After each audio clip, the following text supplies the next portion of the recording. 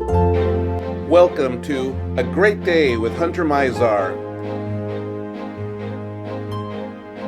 His special guest today is Brian Starke. Now, here's Hunter Mizar. Welcome to A Great Day with Hunter Mizar. I'm filming live at the Weiser Activities Center for Seniors, and I'm with Living in the News. And I started this show a few weeks ago, really with the intention to highlight good things that are happening in our community, good people in our community. There's enough bad news out there that we don't need to hear all that. Let's take some time, really think about the good things that are happening. And so I'm convinced that as our community is growing, good people are coming to the area. And so one of those people that's come to our area fairly recently is Brian Starke. So I'm glad to be sitting down with Brian. Brian, tell me a little bit about your background, because I know you've had kind of a tough past and you've had to overcome some things. So tell us a little about yourself. Well, originally I'm from Coos Bay, Oregon. Okay. And me and my family moved over here in '95, and I met my beautiful wife. I mean, I were everything. We'll talk more about her later. Okay. But, you know.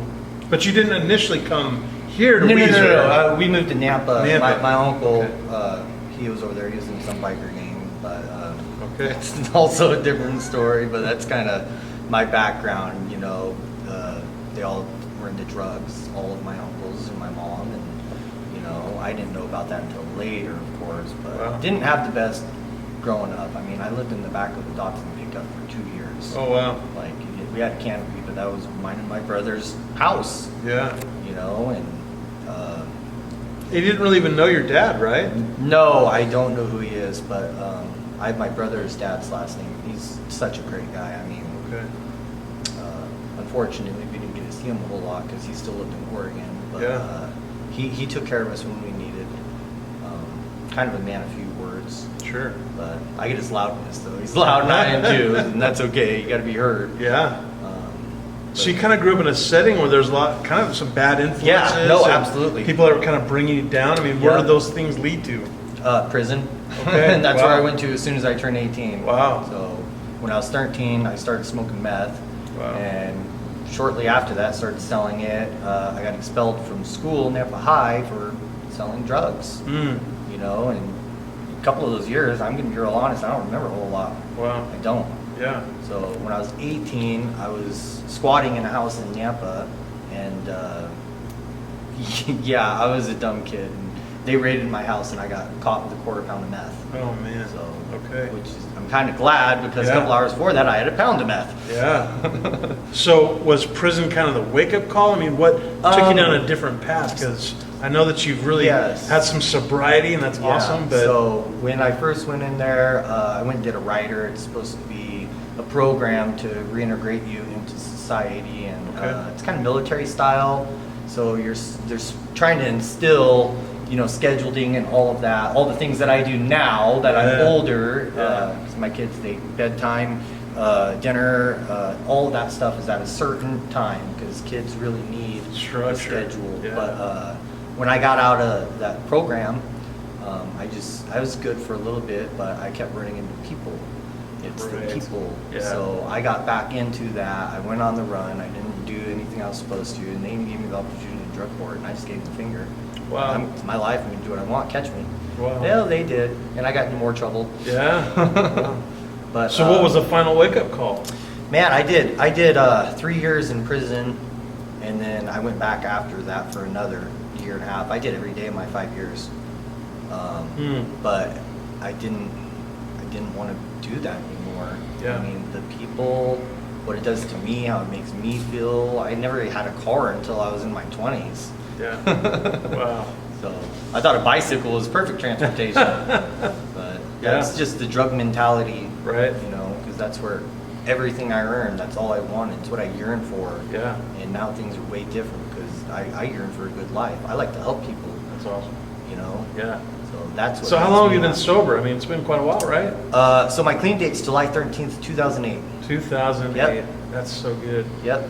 That's awesome, man. It's a long time. Yeah. It's, you know, the first couple of years, you think about it and you have to struggle and you have to work on yourself. Now it's Sure. like, oh, I missed my clean date. Yeah. But Right. recently I quit drinking too. Good for you. So Yeah. I like drinking, but I got over 8 weeks now. I'm just over it. I'm tired of it. I don't want to do any of that stuff anymore. Yeah. It takes away out of life. Sure. So how does a person like you then kind of forge a path to then give back to the community, to open a business? I mean, it seems like you had so many strikes against you. How do you then get those tools to figure out this is where I'm going now? And society doesn't like helping out felons or people of questionable background. We write them off and say, oh, they're always going to be like this. Nope. Yeah. And some people are, but most of them, they just don't have direction. They don't have someone to tell them. And I never did. And all this stuff that I've done, I asked a lot of questions.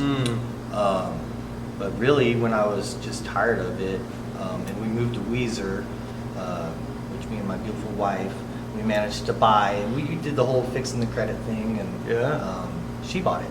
Okay. It was her. She had the work history, because I changed, after I topped out of prison, we moved to Twin Falls, because I kept running into people that I used to do that with. Yeah. And I actually punched one of them in the face, because he wouldn't stop about it. Right. And I had enough, so I moved somewhere I didn't know anyone there, and it was great.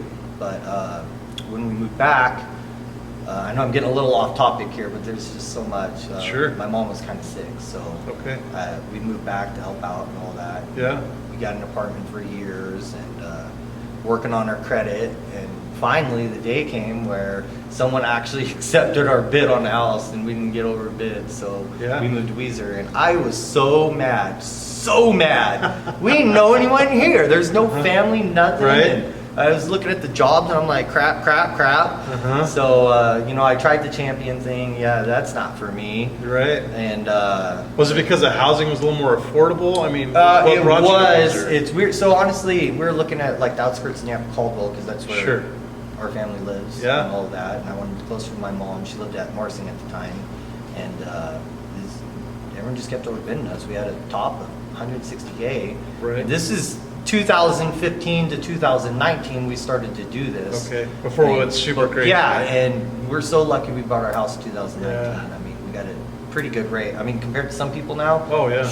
Great. I'm not complaining at all. Right. But found a really nice starter home, and when I told my wife, I said, hey, I want to start my own business. Okay. She said, I guess I'll pay all the bills. I'm like, whoa, calm down. I can do this. Yeah. We can do this. I don't want to work for other people anymore. Not their schedules. I can do this. I can't do that. I got a bit of an authority problem still, but. Okay. So what was the business that you wanted to start? Fencing. Fencing. Yeah. Yeah. So I was a machinist. Did you have any background? I mean, how did you get into Yeah. So I skipped over the part in Twin Falls. I actually went to college there and got an associate's degree in machining. Okay. So, and I never finished high school. I got a GED when I was in prison, but I passed all the ISAT tests and all that, whatever you do, SATs, I don't know what they're called. Right. But, and I started doing that, and I loved it. So I was working at this hydraulic shop. They made press plates for the stamps, and we made custom washers. Well, I seen the CNC machine. It was the coolest thing ever. I mean, they're working all together, and I would go to work early and look at these cycles running through it. Wow. And it was so cool. But I did that for 5 years and just I was over it. Yeah. I felt like I went as far as I could in that industry. So anyways, my brother-in-law, Joe, he owns a fencing company. Okay. So I started doing that, $10 an hour, all the grunt work. Didn't get paid for drive time. That's hard work. Yeah, it is. Yeah. Absolutely. I remember my first day, if you want to hear that story. Yeah, go ahead. We're working down an incline. I mean, it's pretty steep, and he mixes his mud. So I'm wheelbarrowing this 2-bagger of 80-pound bags downhill, and I hit a rock, and I flip over it, and that concrete just goes all over me. And I hated that job, but after a couple of weeks, I mean, I loved it. I'm like, I can do this. Yeah. So I gained up as much knowledge as I could. Okay. And I had him help me on a couple of side jobs before. Yeah. And I got it. So when I did decide to start my own company, I wanted to put my name out there so people would know. Yeah. And that it's pride. I take pride in my work. Sure. And not every job comes out perfect, but that's why you come back and fix it. You know, maybe you learn something different. But that's kind of how it started. Yeah. My wife was not having it. She was mad. Yeah. But after a couple of months, I bought a new work truck. Yeah, good All for the you. bills are paid. That's awesome. We have money. Here you go. Here's $1,000. Yes. Wow. That's great. We were both poor growing up. Yeah. Poor. Yeah. No money. Yeah. So we make do with what we have. Yeah. If it's broke, fix it. what a transformation Yeah. story of Yeah. a guy from such brokenness. But now you give back to the community. So how do you do that? I mean, how do you give back to?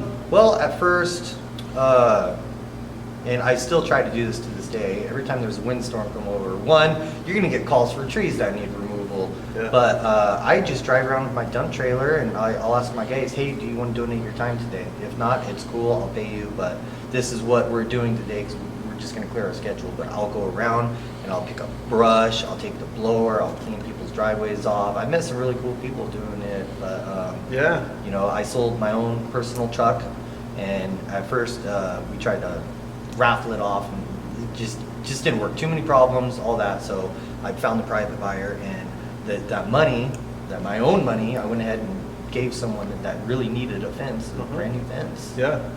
So Wow, that's awesome. you know, and more recently, gosh, I can't touch on every single one of them, but Christmas is such a blessing. I mean, me and my business partner Curtis, we came up with this idea to feed families that need it, you know, because Christmas is the hardest time, Yeah. even for me. Wow. You know, you got to dig real deep there, but I've been there where we didn't have Christmas.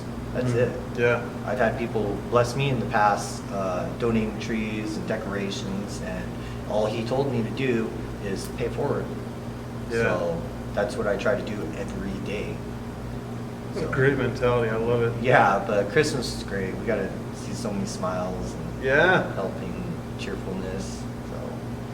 So tell the people that are watching, if they're interested in fencing and these sorts of Yep. things, how would they find your business? Tell us a little bit about how you operate and just how to get a hold of you. Well, I'm all over Facebook. Okay. Paid ads, pretty savvy Is with it? It's Starke Fencing, right? It's Starke Fencing and Remodels. More recently, Weiser Fence and Lumber out of Annex, and then we also own Fence Up 208. So a lot can happen if you put your mind to it with hard work and determination, and keep crappy people away from you. I mean, that's what really brings you down. Those unhappy people that you meet in life. Right. So they choose to do that. Yeah. They choose to be that way by Yeah. not taking action in their own life. Right. So, yeah, but I mean, business is great. We have a great community here. I try to do as much as possible. Like the Rock in the Park last year, we also helped out. You know, Weiser mud drags. We donate our time anytime they need their temporary fencing and stuff put up. There's just too much to list. Yeah. So, but That's we great. also live in small town prices. Yep. It's and try it. Go get 3 different quotes from other people, Boise, Meridian, Napa, Paul, anyone else, and our prices are already lower. Yeah. So, and our quality of work is just better. Yeah. So it's because Wow. we care. Sure. This is our town. Sure. When you drive by a fence, hey, I did that. Wow, it still looks great. Yeah. Well, Brian, I just got to say thanks for being a Yeah. part of our community. Thanks for all the ways that you're serving and helping. Yep. I mean, it's stories like yours that we want to tell because that's part of what makes our area I great. appreciate the offer. It kind of shocked me at first, but I mean, people who've questioned the past does not make them a bad person. Yeah. It's their decisions, and sometimes they need help. Absolutely. So whenever I can, I help people. Yeah. Maybe it's for my past transgressions, but Sure. whatever it is, it makes me feel better about myself, and it betters my community. Yeah. That's great. So, Well, thank you, viewers, for watching. A great day with Hunter Mizar. Thanks for watching Living the News. We'll see you real soon.